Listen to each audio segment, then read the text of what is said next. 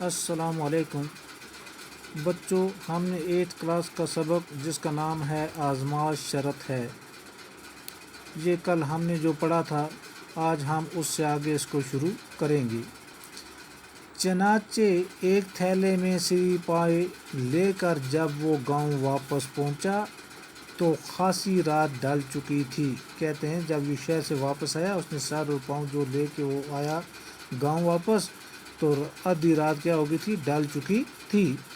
اس نے اندھیرے میں گھبرائی ہوئی آواز میں اپنی بیوی سے کہا، کہتے ہیں کہ بالکل اندھیرا تھا، اس نے گھبرائی ہوئی آواز میں اپنی بیوی کو کیا بلایا کہ وہ گھر میں روشنی نہ کرے۔ اس نے کہا کہ آپ کو کیا کرنا ہے، گھر میں روشنی نہیں کرنی ہے، اور ایک کدال لے کر چپ چاپ آنگن میں ایک گڑھا کھودنے لگا۔ کہ وہ اندھیرے میں ہی کیا اس نے ایک کدال ہو گیا، ایک گینٹی بھی، اور اپنے آنگن میں ہی کیا کرنے لگا، گڑھا کھودنے لگا۔ بیوی کی حیرت کو خوف و دہشت میں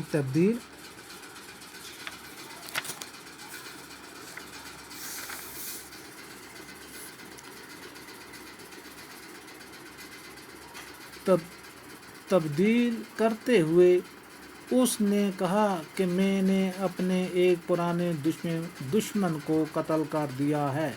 اس نے کیا کہا اپنی بیوی کو کہ میں نے اپنا جو پرانا میرا ایک دشمن تھا اس کا میں نے کیا کر دیا، قتل کر دیا ہے، اور اس کی کھوپڑی کو انتقاماً اپنے آنگن میں دفن کرنا چاہتا ہوں۔ کہ میں نے کیا جو دشمن تھا جس کا قتل کیا، اس کے کھوپڑی بھی اور اس کے جو پاؤں تھے اس کو لا کے کیا کرنا چاہتا ہوں، میں اپنے آنگن میں دفن کرنا چاہتا ہوں۔ بیوی چپ چاپ گڑھا کھودتی رہی۔ بیوی نے اسے کوئی جواب نہیں دیا، وہ چپ چاپ کیا کرتی رہی، گڑھا کھودتی رہی، اور نوجوان نے اپنے ہاتھوں سے تھیلے میں رکھی ہوئی دشمن کی کھوپڑی کو دفن کر دیا۔ اس نے جو تھیلے میں رکھی تھی وہ کھوپڑی، اس کو اپنے ہاتھ سے اٹھا کے اسی گڈھے میں کیا کر دیا، دفن کر دیا۔ اس کام سے فارغ ہو کر نوجوان تو گہری نیند سو گیا۔ کہتے ہیں جب اس نے اس کو دفن کر دیا اپنے آنگن میں تو وہ آ کے اندر مزے سے کیا ہوا، گہری نیند سو گیا۔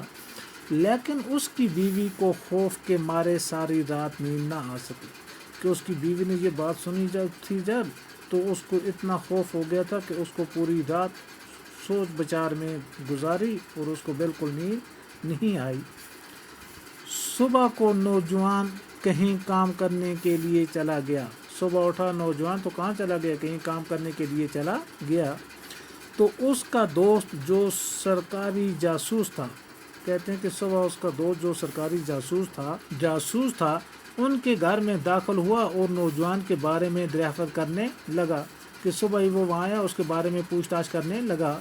اس نے دیکھا کہ نوجوان کی بیوی کے چہرے پر ہوائیں اڑ رہی ہیں، کیونکہ اس کو وہ بات سن کے وہ پریشان جیسی تھی، تو اس کا چہرہ جو تھا وہ ڈلا ہوا تھا اور اس کی آنکھیں سرخ ہو رہی ہیں۔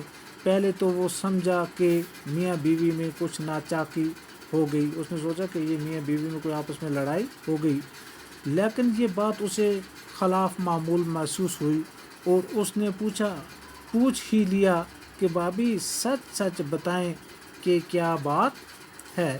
والسلام، آج اتنا ہی۔